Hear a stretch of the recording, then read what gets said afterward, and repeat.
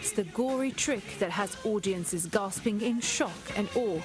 The illusion of sawing someone in half is no less sensational now than when it was first performed by magician P.T. Selbit in London a century ago.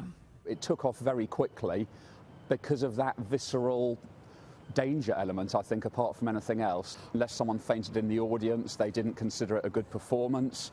So it had that element about it. And I think the public taste at that stage, because it was just after the end of the First World War, there was a feeling of fixing people as well, that this is someone being subjected to this, horrific thing, but they were all right at the end of it. The illusion has gone through several interpretations throughout the decades, and London's Magic Circle Society will be celebrating its centenary with several virtual events. Which card would you like? Okay, well, I'm just going to be really predictable. I'm going to go for the Queen of Hearts.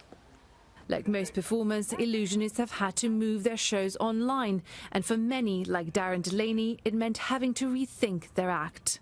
So immediately there were things that I perform in real life that just aren't possible on Zoom because of the nature of what they are, because it might involve me handing something to somebody or having somebody pick a card or some other kind of physical contact. So I had to remove a bunch of stuff from my repertoire. For an act that relies so much on audience interaction, how have you adjusted to going online? If I do something with a mind-reading theme, if I'm in London and the person watching is in Los Angeles and I somehow read their mind, it seems more impossible and amazing than if I'm in the same room as them.